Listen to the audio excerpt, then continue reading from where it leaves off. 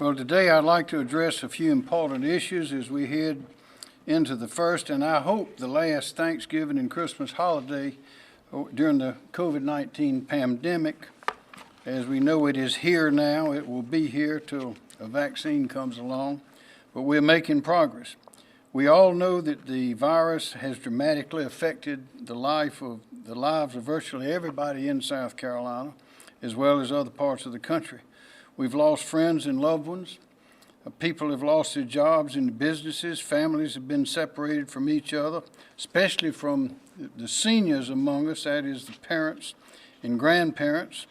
Children's learning progress has suffered, as you know, due to the closed schools, and physical, mental, and emotional health damage has been done through increased alcohol and drug usage and addiction brought on by isolation, stress, depression, and fear. So we've all experienced that, and for many it has been devastating. Right now, families and friends are anxious, rightly so, to visit and get back together and celebrate the holidays. But this year will be different from others. We have to be careful. We have to be smart. I repeat, we have to be careful and we have to be smart so that we can all celebrate again together next year. If your plans include traveling or gathering together indoors for Thanksgiving especially, I'm asking that you do something very important, something that could save lives at Thanksgiving, and that is get tested before turkey. Get tested before turkey. Easy to remember. Any South Carolinian who wants to get tested can get tested in South Carolina and get the results back before Thanksgiving Day, which is next Thursday. Right now we have almost 300 testing sites around the state. Some of them are mobile. They change from day to day and week to week, but you can find them all on the DHEC website or go to Accelerate SC. They are there, and you can get the results generally between 24 and 48 hours. So men and women and children of South Carolina, we have plenty of tests out there for you, plenty of locations. So don't wait. Go ahead and get tested before turkey, and you'll be glad that you did. We all know by now what we must do to limit the spread of this highly contagious virus. You have to wear a mask when social distancing is not possible, especially when you're indoors. Wash your hands routinely and keep washing them all day long. And for those of us that have surfaces in the offices or at home, wipe those surfaces down. Keep them clean, because as you know, this is a highly contagious virus. In addition, I would ask people to do things possibly a little differently this Thanksgiving. Gather in smaller groups if you can. If you usually have one big table, maybe have 2 tables and spread people out a little bit. Space out inside while dining or visiting, or be like the original Thanksgiving and do it outside. If the weather is pretty, do everything you can outside. The more outside we can be, the better we will all be. For people at high risk, like the elderly or those with various underlying conditions, think of something special. Use your imagination. Be smart. Perhaps deliver food to the home with them and stop by just for a short visit and then go. And maybe there are any number of ways that we can accomplish the task in those very dangerous situations of being together but not being at risk. Limit the number of family or friends going shopping together and in the stores. There are a lot of us that do shopping online. You don't get the virus online, so consider doing shopping that way. Take short trips in the car. Don't go take long trips. Take short trips and keep a window open if you can, and also, depending on the size of the car, don't fill up the car with people and go on a long trip. That's an invitation for that virus to spread. And again, stay outside, get outside as much as possible if the weather permits. because that fresh air is not what the virus likes. So if it's, again, if it's been beautiful, the weather's been beautiful here. If it stays like this would be a good Thanksgiving, to do things on the back porch, to do things in the yard, do things a little bit different than we had before, and we'll have a happy Christmas and a happy Thanksgiving next year. For many South Carolina families, schools provide the only opportunity that parents have to go to work. Most parents who work can't stay home with their children every day.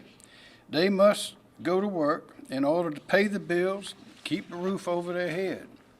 Parents should not have to choose between their child's welfare or their job. School closings have disrupted children's learning progress, placing their skill development behind schedule and requiring remedial instruction. We all know that the best way for children to learn is to have a teacher over their shoulder.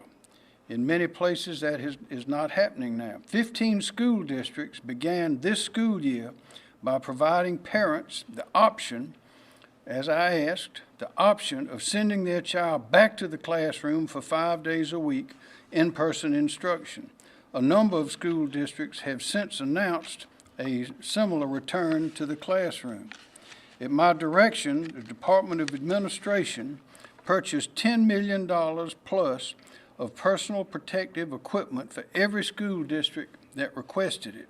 We have plenty of protective equipment available for any school district that needs it. In order to keep those classrooms open and to allow more to reopen, today we are announcing additional action. In the coming days, I will be issuing an executive order directing the Department of Health and Environmental Control to provide every school district with COVID-19 testing kits so that students, teachers, and staff can be tested on a regular basis in every school. We'll have plenty of the kits. It will be up to every parent, up to the parents to decide if they want their child to be tested. A completed parental consent form will be required before any child can be tested. If you want your child to be tested, you need to sign the form and send it in. If you don't, just say so. Dr. Traxler will go into more detail on that in a moment. By following official COVID-19 procedures and protocols, schools can be operated safely. There are many in our state now that are following the rules and they're operating perfectly safely. We want all the schools to be open and to operate safely. In the same way, many businesses and many manufacturers, large and small businesses, restaurants, merchants, and state government have all reopened. The schools have to reopen. They are central to the progress, not only in education, but also the social development and the emotional health of the children, as we know. For every one of these closures, every action, every restriction, there are consequences, and we have to be mindful of that. So we want those schools to open, and those tests will be available. Call on Dr. Traxler, please.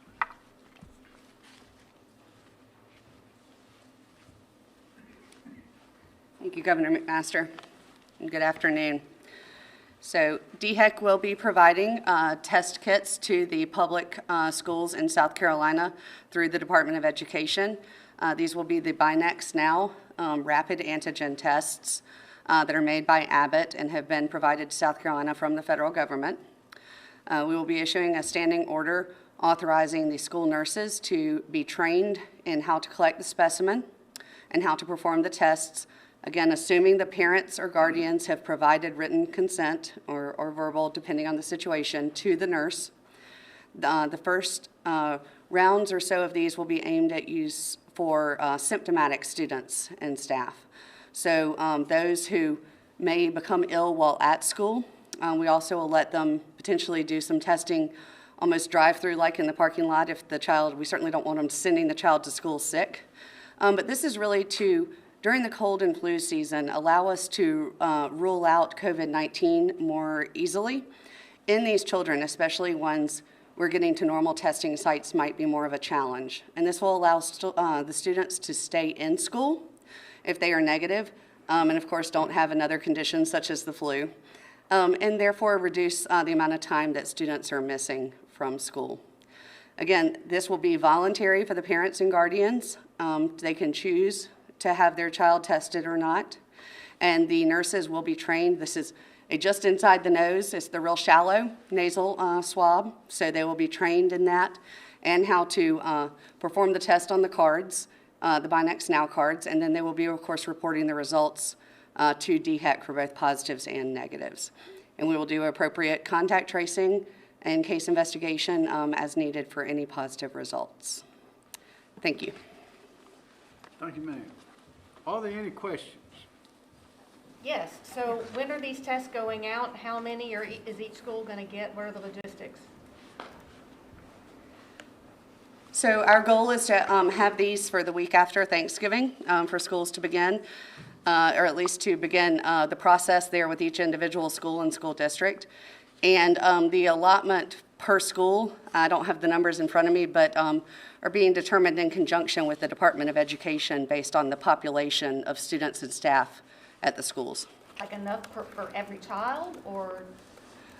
We anticipate that it should be enough for all of the symptomatic children who, whose parents and guardians would want them tested, at least from now going forward. The ongoing availability of tests, we anticipate to remain good, and so hopefully this is something we can continue through the cold and flu season. And you said these are going to be rapid tests? Yes, these are about 15 minutes tests. So those tests have been, people who test positive have been considered probable instead of confirmed. Is that still the case? Yes, that's correct, because these are antigen tests. These are considered probable cases, not confirmed, but they still count in our case counts for probable cases. Governor, with cases starting to climb in the state, have you put in any thought to bringing back some restrictions or anything like that? Yes, we have, and we're not going to bring back the restrictions. We want to, in our state, we've done it differently from many others. There were others who went into lockdown, closed businesses, they forced people out of business. Businesses have closed. A lot of those states having, they're going to have to borrow money. We are not. We've been very careful. The legislature's been very careful. We'll be announcing soon, perhaps tomorrow, unemployment. We think our unemployment rate is going lower and lower, which is good. You remember last count, it was 5.1%. I think New York was 10 or 11, and California was 10 or 11, and of course they've been locked down and are going back into lockdown. We've taken a different course. We've been measured. We've been careful. We followed the science and the practicality, and I believe that the jury is in. We've done better following, being smart and careful about it instead of using a too broad and overbroad approach. And we have stuck with the Constitution of the United States, we believe, which is very important. So we're not going back. We want South Carolina to open. We have not closed. We will not close. It's important for business. It's important for people to have jobs so they can support their families and grow. And that's what we're doing. And Yes, actually, ma'am. There are some school districts that have talked about closing or going all virtual after Thanksgiving, after the holidays, if cases continue to go up. What is your message to those districts? I would say to think carefully about that, because around the country and around South Carolina, we're doing very well in those schools who have gone to face-to-face 5 days a week. And we know what to do. And we have plenty of personal protective equipment. And now we're getting these rapid tests in where the children and the staff and the teachers can be tested. So we're making great progress in the schools, and I think there are about 50,000 private school students, private, independent, or Christian schools, and they're all on 5 days. I think we have 19 out of 79 or 80 of our districts that are on 5 days, and I think the results have been good. So what we wanted to do at the beginning was let the parents decide if they wanted the children in school or virtual or some combination. And I don't think that the school districts have kept up with the desires of the parents. When it was announced just recently, I think in New York City, that they were going to close the schools in a couple of days, and people are quite upset about it, because the unintended consequences of that are enormous, and sometimes they're permanent. And if there's a smart way to keep the schools open and get the children in school where they desperately need to be, then that's what we need to be trying to do. And that's what we're doing here. Yes, sir, in the back in the dark. Ma'am. Hey, Governor. So many restaurants are still struggling, even with the economy remaining open, but patio dining has helped tremendously. The Restaurant Association says as it gets colder, people won't want to sit on the patio, and some restaurants could go under. With federal help maybe coming next year, do you anticipate maybe the state can help in any way before the end of the year, so maybe restaurants won't close? Well, I think that the states can help in. Could any help come from the states if? Well, they yes, cannot afford to wait for Accelerate SC, as you know, has given many recommendations. We know more about the virus than we did. I don't know if we can count on, or what we can count on, or if we can count on help from Washington. But we know the danger involved, and we know how to be careful. We can follow the rules. We can be careful. We may not be as flourishing as much as we want, but we're going to be flourishing more than they are in other places, because we've had a good experience with following the rules and using common sense. I have a Yes. question for Dr. Traxler about these rapid tests. There are concerns sometimes that these rapid tests give false positives sometimes. Is there any concern about that, or are these tests shown to not offer false positives? So you are correct that sometimes with the rapid tests, there are concerns for those false positive results. However, that is minimized by using them when people are symptomatic, so that the sensitivity and specificity for these when individuals are symptomatic is much higher in the 90%. And what kind of symptoms are we talking about that children in particular, because we know that kids around each other all the time, teachers, they get colds, runny noses, things like that. So what are the symptoms that they'll have to show in order to get them? Certainly. So there will be some, such as loss of taste or smell, that are very specific to COVID-19 that alone would be enough to warrant testing. For some of the other symptoms, the runny nose, sore throat, things like that, there might be a requirement for more than one, for you to have, for example, 2 of the symptoms. We have a team, of medical experts looking, and we're looking at that right now in terms of the data for each of these symptoms and putting together the best algorithm for symptoms. What about headache? Sometimes that's the only symptom. Correct. And one thing about this virus is it does present very differently in a large variety of ways for a variety of different people. And so we are doing our best to capture and identify as many cases as we can using these tests. And also for staff, can they get it? And is there any recommendation that maybe they periodically get tested for everyone? So symptomatic staff who, again, give their consent for the schools will be eligible. And we encourage everyone who's out and about in the community in any way to get tested on a regular basis, once a month, to go and get tested and know their status. So certainly we encourage that, not only of staff in schools, but really any of us out and about. I've been tested 9 times, and going to be tested some more. And it doesn't hurt, it is quick, it's easy to do, and I encourage everybody to do it, particularly if before Thanksgiving, get tested before turkey. It's easy to remember. The tests are available in 99% of the places and instances. It won't cost you a penny. And if it does, just go to the next one. It'll be free, but get it done. Yes, ma'am. Shauna? No? Well, I actually had an off-topic question. Okay, well, you want to stick with this? Yeah, I have a quick question. There are some prominent figures on media who have talked about that people should still have their regular Thanksgivings. And we do know that there is a portion of the population that takes that and plans to still have regular Thanksgiving, that still plans to have family come from out of state or go out of state and then come back. What is your message to people who believe that they should be allowed to have these Thanksgivings the way that they've had them in previous years? Well, we're not restricting people from having Thanksgiving. We're just I don't know what they're doing in other states. So other states, they're prohibiting all kinds of things. Some states, they shut down manufacturing plants. They've even shut down churches, if you can believe that. But what we're doing is asking everybody to use common sense, to be smart, to get tested before turkey is one thing.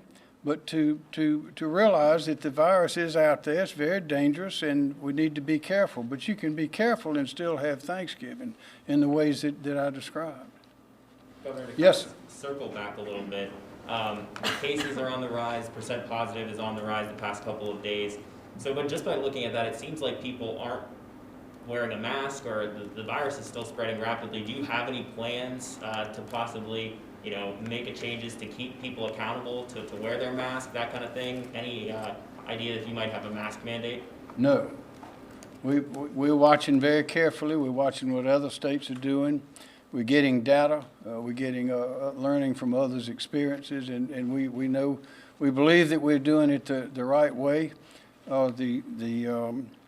Different locations, of course, have different authorities to do things for their own special situations. It's better than there is no one size fits all in this instance, as has been proven in other cases. We just ask everybody this. We know the virus is there, and we know that it is deadly. And you need to take that into account wherever you go and whatever you do.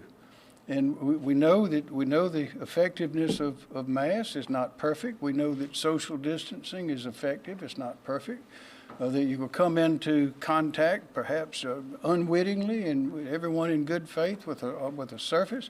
But we know all those things, and we know that if you wash your hands, if you're careful, if you stay away, if you feel bad, call the doctor, go home, but get tested. We test all over the state. And in 99% of the cases, they're free.